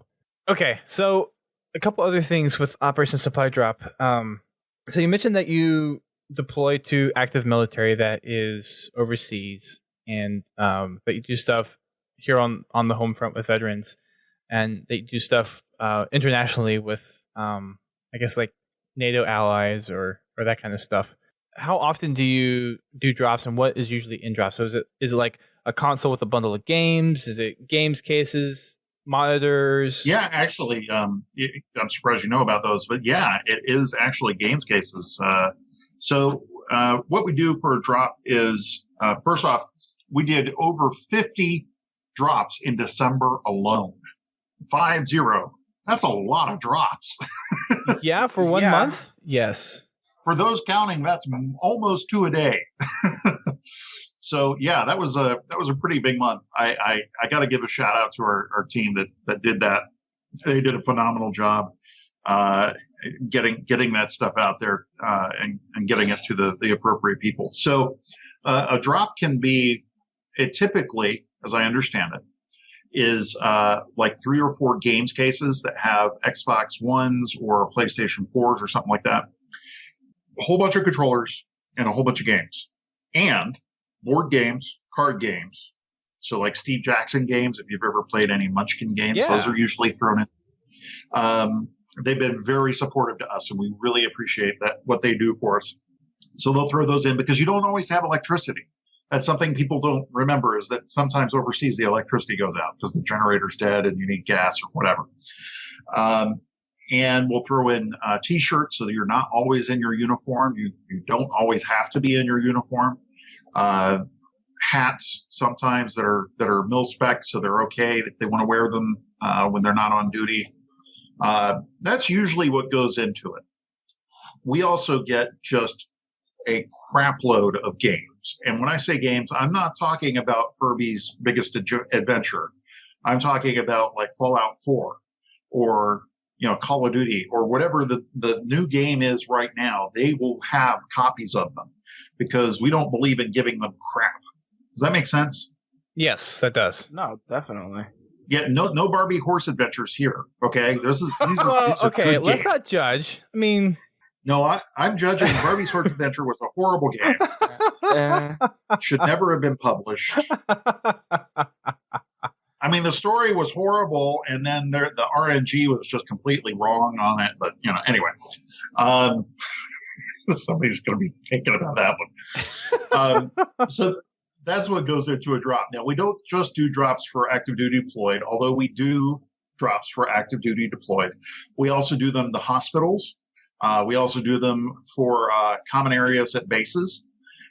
So you have a whole bunch of people in a barracks, which is kind of like a hotel, kind of, and you have a common room, so everybody can go there and play games and stuff.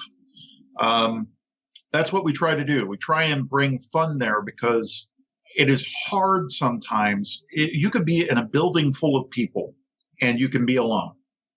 And one thing we found, the one thing that's most generationally relevant is that we all play video games or card games or something. I mean, we have World War II people that we've helped out. There was a soldier that we helped out from World War II. We got him to see the World War II memorial. And he played card games, you know, he could play spades. You know what I mean? So everybody has games in their life. It's just which games do you play and how can we bring that fun to you? And sometimes it's just, hey, Operation Supply Drop is here. They're doing a drop. You need to come out of your room and go down and see what's going on. And that has lasting impact. Well, that's amazing. And I didn't really think about it whenever kind of going through the mindset of game drops. It never really occurred to me that you're doing card games, board games, and those kind of other things. But when you think about it, it makes sense.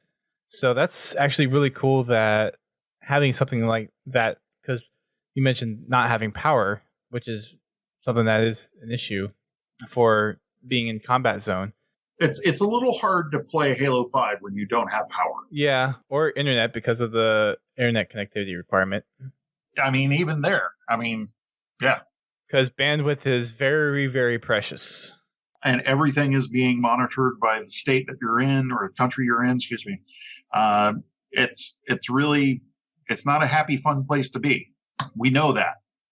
So what we're trying to do is just change that a little bit. We're not going to be able to change it completely. We're not going to make it, Disneyland over there. We're not trying to do that. We're just trying to bring a little relief so that when they come back, when they are back home, they still have something familiar to them. That they don't have to be afraid of gaming. They don't have to be afraid of talking to people on the internet. Of course, they know what the people on the internet are like. Some can be jerks and some can be great people. They need to maintain that focus. Now, when I started talking to you about this, I mentioned that when I got out, there was nowhere for me to go. The VFW doesn't apply to me because I wasn't in a foreign war. The American Legion is for people over 65, and they don't really do anything, in my opinion. That's just Gray Hogan's opinion. Mm-hmm. There is nowhere for someone like me to go to hang out with other veterans and have it be relevant to me. You know what I'm saying? It's not just going out and having a beer. I want to play games with people. And sometimes gaming sessions, as you well know, can turn into real serious sessions. And you can make lasting friends. I have friends that I have from Halo 2 to this day that I've known for years upon years. And it's all because I found a home in gaming. And our hope is that people will find out about Operation Supply Drop. They'll want to get involved. They'll want to see more about us. Investigate us. Look around. Find out who we are. Talk to veterans. That's the best way. And see what's going on with us. And then join us because you're going to. You're going to want to. You're going to say, hey, I gotta get involved somehow. They do games. I want to stream, or I want to be involved in a team local to me. I want to set up a team somewhere near me. Or, you know what? I just got $5, but I'll give them $5 because that's what I got. Everything helps. Yeah, definitely. So for what kind of places do you do these deployments? Is it certain regions that ask for it, or do you go through Veteran Affairs to go and figure out where these drops go? Like, how do you actually determine where you're putting these drops? Sure. First off, they need to request them usually. There needs to be a request done because we need to verify things on our end. We have a lot of retired military with us. We have a lot of active duty with us. We have a lot of veterans with us who have just, been around the block. And we have to verify that the places we're sending things are correct. We have to coordinate for sure and make sure things get to where they're going with military personnel. We definitely are not talking to the VA. That has nothing to do with us at all, really. We are talking to MWR. That's the Morale, Welfare, and Recreation Department of kind of a civilian-run organization that helps out veterans. Unfortunately, MWR doesn't really help that much when you're in Afghanistan. I'm not saying they don't have a presence there, but it's not very, very strong. The USO, they do great things. Again, not really our thing. We do it all on our own because we know people. Helps to know people. Yeah, it does. It does. It's all about knowing who the people are, getting in touch with the COs, the company commanders or commanding officers, and saying, hey, we want to do a drop there. Are we allowed to do that, number one? And number two, how can we coordinate this? And then all sorts of logistics have to happen. And then it finally happens. And, sometimes we have to jump through some hoops, and sometimes we have to make sure things are cleared through security. Sometimes we can't show any pictures of what we do because they're in a secure zone and we can't show that off. So we don't take pictures. We just send the stuff anyway. So that's kind of the irony of it all. It's, you do these drops. You'd like to get a picture of people, but sometimes you can't. So I'm familiar. Yep. So are there any, well, I guess before I go there, since Trogdor didn't respond, we are going to be re-rolling. So if you haven't already, go ahead and do exclamation giveaway, and we'll do a second round of rolling for the Arena Rec bundle. But what I wanted to ask was, is there, whenever you're getting these requests for the drops, is there any specific games that are being requested, whether they're board games or video games, or like, is there an overwhelming request for Wii U's or PlayStations or Xboxes, or is it just kind of whatever you guys can coalesce together and stuff in a crate to drop? That's what gets sent over. I don't really get to make those decisions, but my understanding of it is that there may be a request, and we try our best to fulfill that request, but that is not necessarily always what happens. Okay. Yeah, and that's above my pay grade, unfortunately. I mean, that's I know you're not going to be able to answer every question. Yeah, so sure. That's the one where I'm giving you a community manager response. I don't know, which is fair enough. Fair enough. Well, and I guess the other point too, like I wanted to touch on before, and you've already kind of touched on this already, but gaming has such an aspect from kind of a wellness standpoint of just being able to kind of relieve stress and have a fun time with, I guess, like depending on what branch you're in, your squad or your division or fire team or whatever you're part of. And is it, I'm assuming you guys get like extremely positive feedback on all the drops that you do, but what's kind of some of the really cool, heartwarming stories that you are allowed to tell of drops that you have sent overseas? Warm fuzzy time. Okay, yeah, I like warm fuzzy time. Yeah, we're gonna soften up the hearts of people, so when it comes 2 weeks, they're willing to help you out. So my first team event that I did was actually a supply drop that we did. I live in North Carolina, and I live about half an hour north of Fort Bragg, which is the largest Army base. Mm-hmm. It's the largest base, I believe. And went down there, and it was Christmas time. This is one of the 50-plus drops that we did. And there was a unit there that we were helping out. We were just dropping tons of loot crates because Loot Crate really helps us out a lot. They give us a ton of their loot crates, and we can give them away. Oh, yeah. And I have the gaming crate that just came out, too.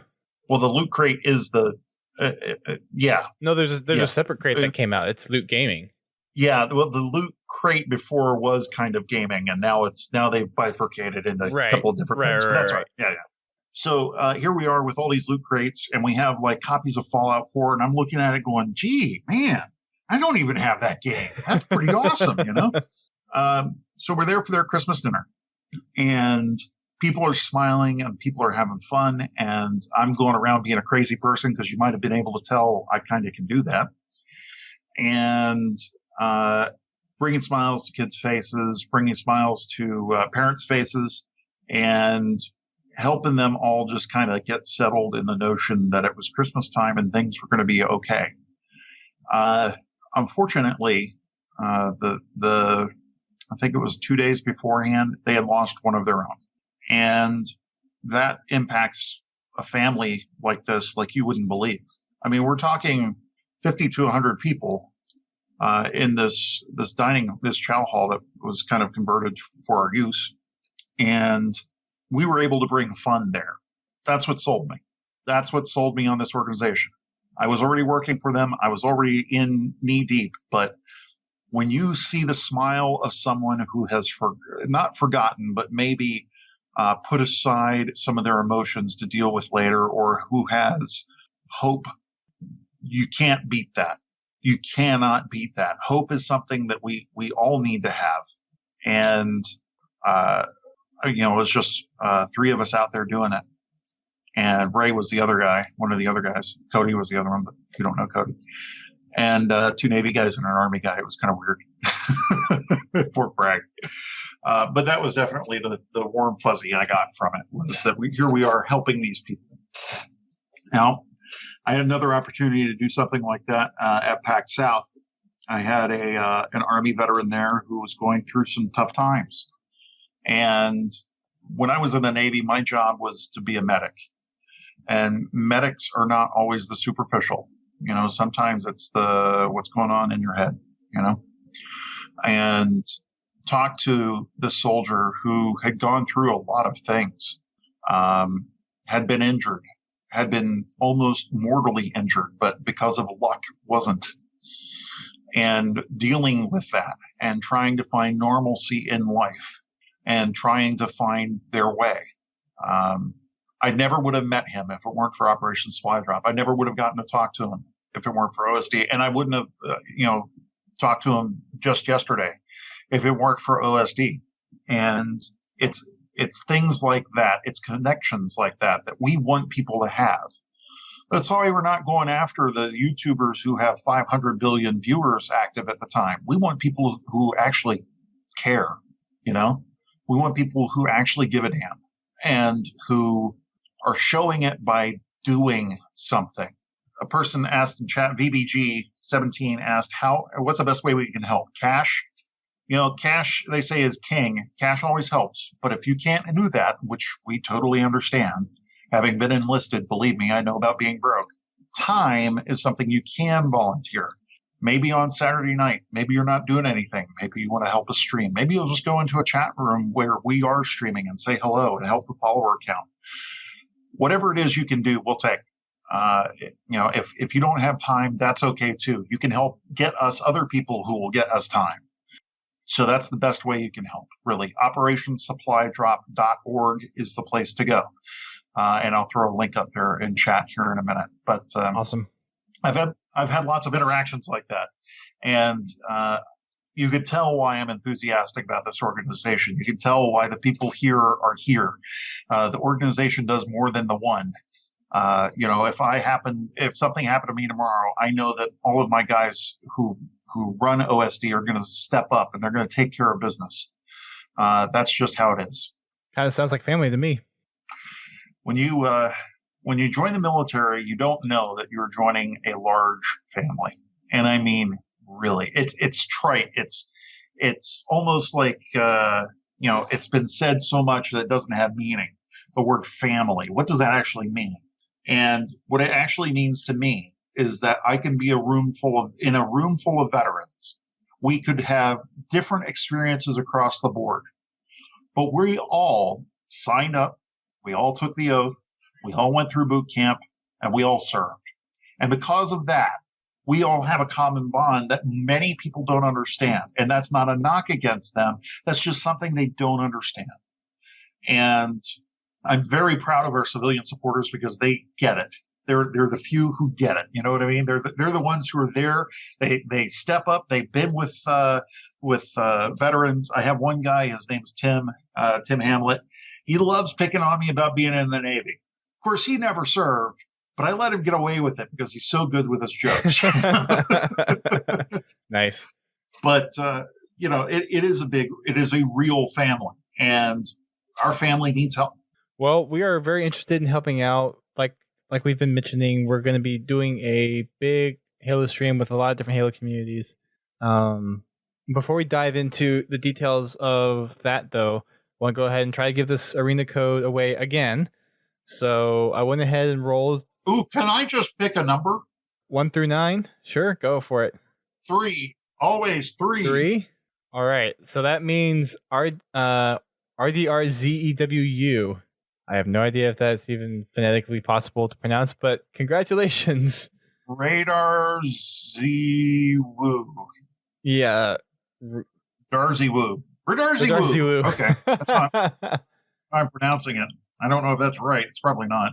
So. Ooh, maybe it's Louis Woo's account. Plot's account. That'd be interesting. So if you are still in here, then please confirm in the chat. I mean, it says you're in the viewer list, so just go ahead and type in the chat that you are confirming that you want the code. I did check that you are following, so that checks out. Has he replied yet? No, not yet. So we'll wait for him to reply for a little bit. If not, we'll roll again. Oh, yep, there he is. Okay. All right. So we have a firm winner. So however you say your name, congratulations. I want a phonetic spelling of how he says that. Yes, if you mind typing it in the chat, we would definitely appreciate it. Radars. Reduzi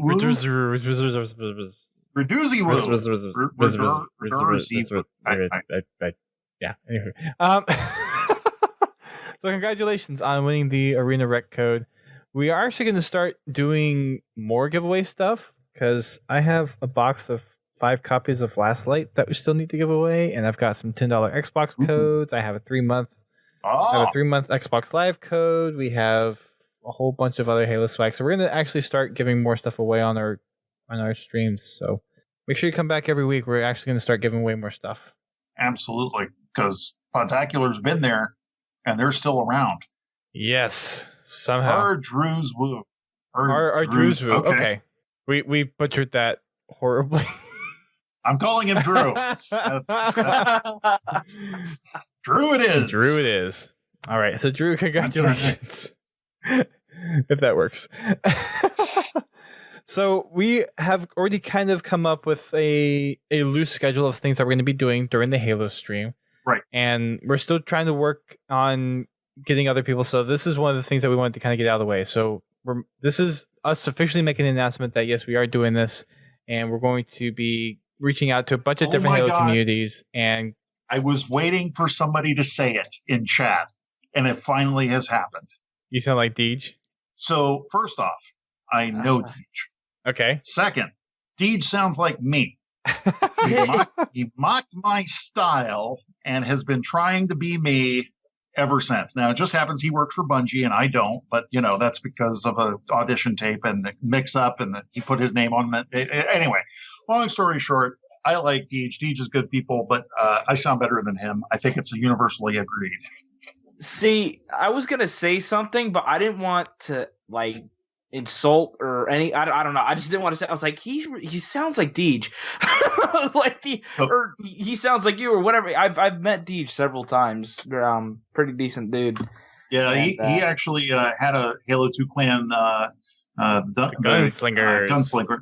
Yep. Yeah, that's what we were talking about. When I met up with him up in Germany, we were talking about his old Halo 2 clan and the old Halo 2 days. Yep, I'll never forget the days. Way back when. Again, that was a Wednesday, for those of you who didn't know.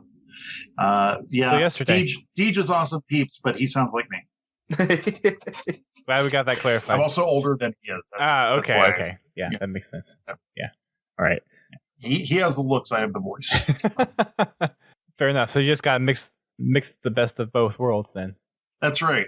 And again, I got to throw out there that, the tapes probably didn't get mixed up on purpose, but, my audition tape and his audition tape, I mean, I saw his for Bungie. I saw mine for Bungie. I'm just saying, if I was watching the two, I would have picked mine.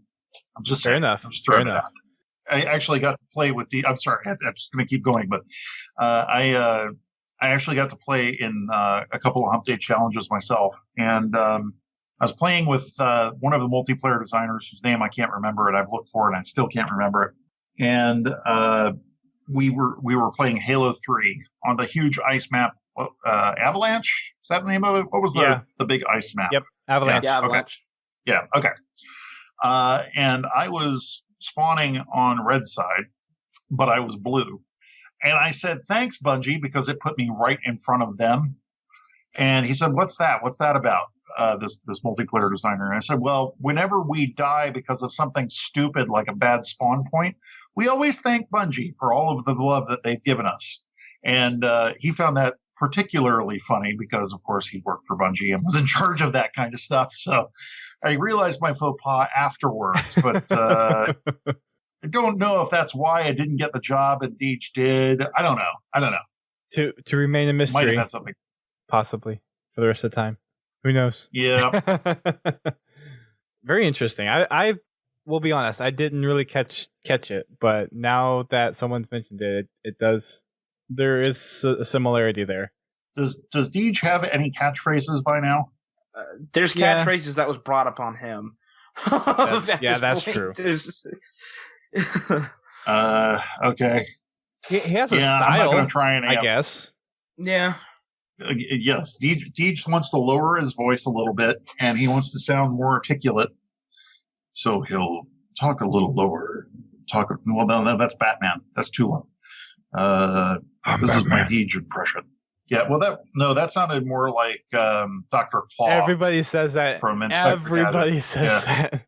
I'll get you, Gadget, next time. Yeah, everyone says that about my deep growly voice. Although that could be a good Bane too. Good Bane, depending on which Bane you go with. I only know the more recent Bane, so. Oh yeah. Well, then you're saved. You didn't see Batman and Robin. Oh no. Yeah. No. Let's not go there. Okay, gentlemen, it is that time for me. Though it is time to wrap up. Run away. Actually, that's what I'm running away. Go away! Run away! Well, you told me you'd hold me for a few hours, and I was like, okay. Yeah. Well, so yeah, let's cover real quickly then what we're going to be doing. So we have a few things that we've already planned on doing for this event. One of which is with Griffball coming in the pipeline. Literally the week of us doing this, we're going to be having a Griffball tournament. Yay, Griffball! We're going to be trying to coordinate with the Griffball Hub folks to get some teams together, get some of the pro teams in to do an exhibition tournament, and get some veterans inserted into them. So have them kind of be their fourth team member, and then have a tournament there. We're also going to have an arena tournament, and that's going to be open to anybody. So once we make the post this week, we're actually going to have a forum where you can sign up a team. And there'll be little prizes that you can get for the first place team, and that'll be something. It's going to be it's going to be teams of 4. It's going to be very similar to how the Halo World Championship is doing game modes and map combinations, and that's going to be a tournament that we're going to be doing on Saturday. And we also have other kind of events that you can get involved with. So there's going to be a couple of customs with other communities to come in and do some of the crazy customs. I don't know if you've seen some of the crazy ones out there. I mean, there's the flipjack. Have you seen the flipjack, Gray? I have not. So there's a trick that you can do with the welding, and you can weld objects onto vehicles. So they basically made it to where they made a spatula out of the Banshee, and then there's hogs in this skillet.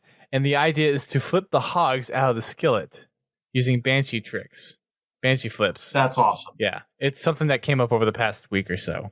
So that is crazy customs like that is we're going to have a couple of those during the event as well. We're going to have a Warzone event where we have a bunch of people come in and just play Warzone for 4 hours.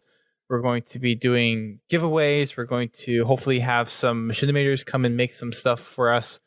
And again, we're looking for people to help out with streaming. We're going to have Pro Ace Joker, who is a speedrunner. He's going to speed run the Halo 5 campaign, and then also going to teach us some of the tricks. And hopefully we'll be able to get some veterans in and actually have them in conjunction with him learn some of the tricks and be able to do some of the speedrunning techniques that they've nailed down. Because I don't know if you've seen some of these speedrunners, they are insane with what they can do. My speed running usually ends at the first bump, and then I might throw the controller in the air and say some expletives and walk away. Fair enough. That's usually how my speed runs go. Alrighty. Well, he'll hopefully make it a little less frustrating for you. I don't know. We'll see.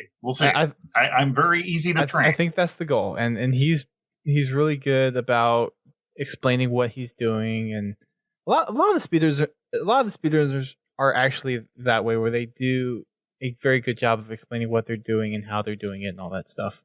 And they take their time, huh? Well, when they're learning things, they definitely take their time. Yes. We are going to have a podcast segment, so similar to some of the stuff that we talked about, I'm going to be interviewing Operation Supply Drop again, talking a little bit more about their operations specifically, and then talking with some of the veterans that are a part of Operation Supply Drop and how they've benefited from Operation Supply Drop, what Operation Supply Drop has meant to them, stories from... Wait a minute, you're going to interview veterans? Yeah.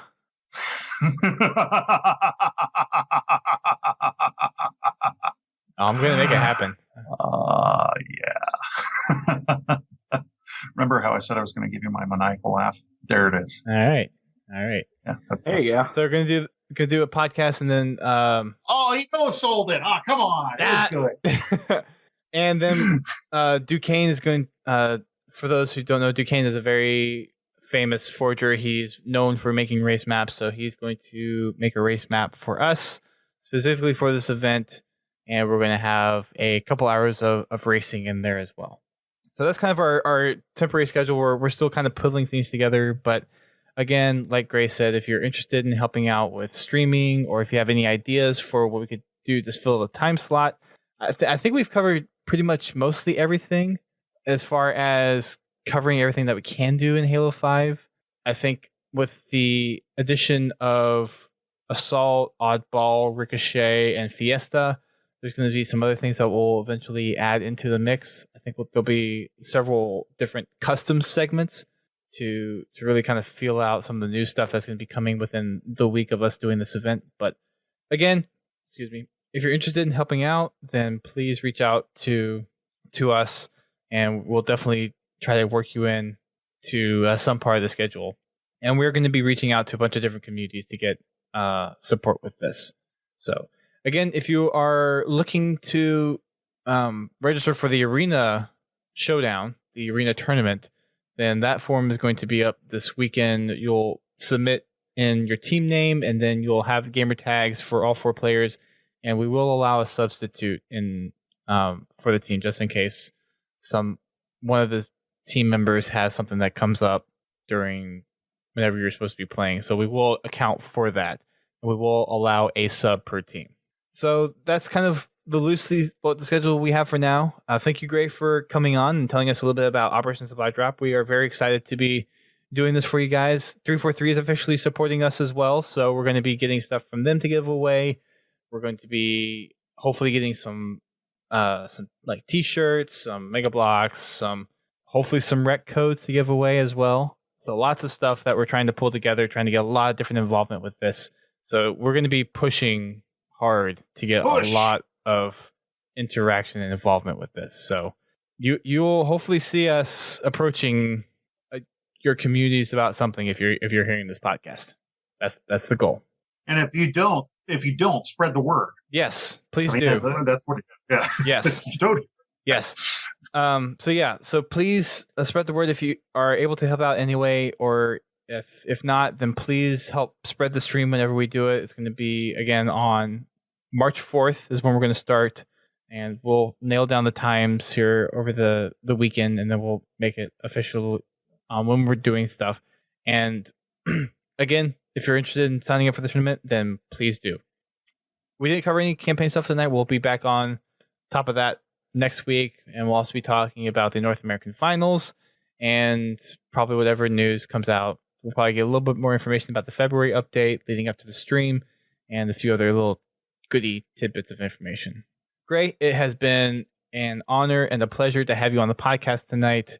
It's been a wonderful time, a trip down memory lane and then a trip back up the lane and around the corner to Halo 5. And gotta say, I love what you guys are doing. Thank you very much for your support, Operation Supply Drop. And everybody in the chat room, thank you for supporting Podtacular. They may have been around for a while, but they are still going strong. Yes, we are. That was my political. You couldn't see it, but I'm pressing the remote button on my thumb. Nice. So again, thank you again for coming out. Remember, you can check them out at operationsupply.drop.org, and they are on Twitter, Ops Supply Drop on Twitter, and or you can also find us at the number 8-bit salute, or you can find me at Gray Hogan. Really easy on the Twitter machine. We're everywhere. Yeah, Hogan. Yeah, exactly. And they also at least you didn't go the other route, which is brother. That. And they also stream, I believe, 3 or 4 times a week, right? You have regular streams on most days. Every day, baby. Every day? Every day. Twitch.tv/Operation Supply Drop. There you go. So make sure you check them out. Go follow them on Twitch if you haven't already. If you're following us on Twitch, then go follow them on Twitch. Do it. Twitch follows us. Nice. How come you're not partnered then? We are partnered. You are partnered? Okay. For some reason... Yep. And every subscription, your money goes straight to donations and immediately goes to Operation Supply Drop and assists us with our programs. How long has it been that way? Because I know at some point, or maybe it was a different channel that I went to and it wasn't. Oh, you know what? Could have been you guys could have been hosting somebody and whoever you were hosting wasn't a partner. That's probably what it was. Because I remember I went to your channel once and. Like, I was looking for a sub button, and when I was surprised to see that you didn't have a sub button. Well, we do have a sub button. So if you go there, you'll see it bright and shiny. So you can sub to them as well? Yes. Or sub to us. I don't know. Or both. Or both. There you go. Have the best of both worlds. There you go. Speaking of subbing to us, we are coming out with a Twitch emote. We did submit for our little prefix, and we have an emote ready. So hopefully we'll get that soon. Oh, speaking of. Do you have an emote? Oh, might help if I do it right. Whoopam! Nice. Very nice. Whoopam! Oh, we got another one here. Wait for it. And... Bam! Nice. Get wrecked. Awesome. Yeah. Alrighty. So that's going to wrap it up for us tonight. Thank you, everyone, for tuning in. Congratulations again to Drew for winning the Arena Red Coat. That's Drew. We will get you situated here after the show. And for everyone... tuning in, please make sure you go check out Operation Supply Drop, operationsupply.drop.org, or Op Supply Drop on Twitter, or 8-bit salute, with that being the number 8 on Twitter as well. So thanks again to everyone for tuning in. Make sure you check out our podcast network, that's podka.st, with other great shows. Make sure you check us out. Again, March 4th is going to be the event night, and we also regularly stream on Thursdays for our podcast and Fridays for our custom nights. We're going to start streaming our Spartan Company events. We might be doing some schedule changes for those. Recently, we had 2 great events already this week. We do currently Tactical Tuesdays and Warzone Wednesdays. And then we have our Customs Night on Fridays, and we'll be doing a Saturday event here pretty soon to help out with our international Spartan Company members. So we do have a couple of those on there, and it makes it hard for them to get on when it's 2 or 3 or 5 o'clock in the morning, when it's 9 p.m. over here in the States. So we're going to kind of be toying around with those a little bit as well. But great. Thanks again for coming on. It has been a pleasure. We will see you in 2 weeks for the Halo stream. If not before then. Everyone else will see you probably in 2 weeks. And yeah, we got some awesome Halo action this weekend with the North American Regional Finals, and lots of cool Halo news coming out. This is the month for Halo. We have North American Regionals, we have the February update, which includes Rift Ball and some other cool stuff, and then March is also going to be another fantastic month for Halo. So Halo time is good right now. Very, very good. Every time is good for Halo. I'm excited. So thanks again, everyone, for listening. We will see you guys next week for the podcast. We will see you guys possibly tomorrow for those that will be joining us on Fraggin' Fridays. And then we have our other company events, hopefully we'll see you there as well. If you're not part of our company, you can head on over to podtacular.com/company, and you'll be able to join us up there. That'll be it for us tonight. Thanks everyone for tuning in. We will see you guys, I guess, whenever we see you, whether it be next week or whether it be at game night. Thanks again, everybody. All right. Peace out, everybody. Keep on fragging trucks.